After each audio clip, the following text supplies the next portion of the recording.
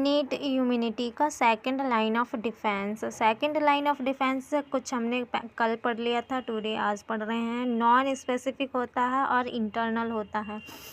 और second line of defence के जो एग्जांपल होते हैं, सेलुलर बैरियर हो गया, फीवर हो गया, इन्फ्लेमेशन बैरियर होगा, साइटोकाइनेसिस बैरियर होगा, ये सारे बैरियर्स हमारे सेकंड लाइन ऑफ डिफेंस के अंदर आते हैं। फिर सेलुलर बैरियर की बात करें तो ये हमारा नॉन फैगोसाइटोसिक सेल्स होते हैं और फैगोसाइटिक सेल्स हो गए। फैगोसाइटिक सेल्स 2 पार्ट्स में डिवाइड होते हैं, ब्लड और बॉडी टिश्यू। बॉडी टिश्यू जो मैक्रोफेजेस की तरह काम करता है। इसमें जो लीवर होता है, लीवर्स में जो सेल्स प्रेजेंट होती हैं, कफर सेल्स प्रेजेंट होती हैं। ये याद रखना कि जो लीवर में कौन से सेल्स प्रेजेंट होते हैं, कफर सेल्स प्रेजेंट होते हैं। यहाँ बोन्स में ऑस्टियोक्लास्ट प्रेजेंट होते हैं, कार्टिलेज में कॉन्ड्रोक्लास्ट, ये और ब्रेन में माइकोन्जियल्स, ये बॉडी टिश्यू में ये क्या सेल्स प्रेजेंट होते हैं। फिर हमारा आ गया नेचुरल कलर सेल्स।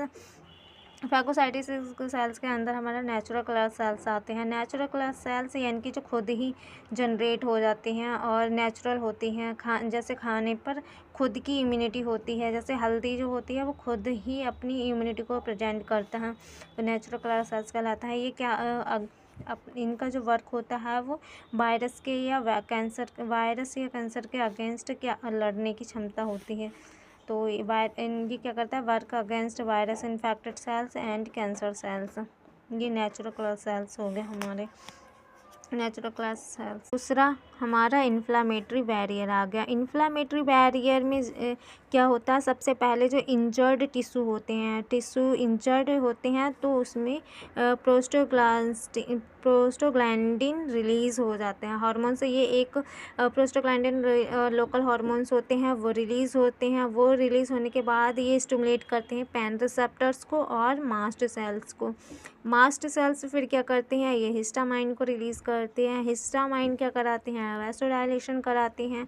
वैसोडाइलेशन का मतलब होता है कि ये ब्लड वेजल्स जो होती हैं वो ब्रॉड हो जाते हैं, जिसमें ब्लड का फ्लो इंक्रीज़ हो जाता है। और यहाँ पर जो WBC होती हैं वो स्क्वाइजिंग कर जाती हैं। स्क्वाइजिंग करने के बाद ये अमीवॉइड की तरह ये बाहर निकल जाती हैं। इसमें डायपेप्टाइड्स अमोवाइडल मूवमेंट होता है WBC का ये मूवमेंट होता है। और ये फॉर्म ऑफ पैथोजम्स, यहाँ पर बैक्टीरिया इंजर्ट कर जाते हैं और ये स्वेलिंग कर जाते हैं। बैक्टीरिया यहाँ पर इंटर करने के बाद ये ब्रॉड हो जाती है और रेडनेस आ जाती है। ये हमारा इन्फ्लामेटरी बैरियर कहलाता है।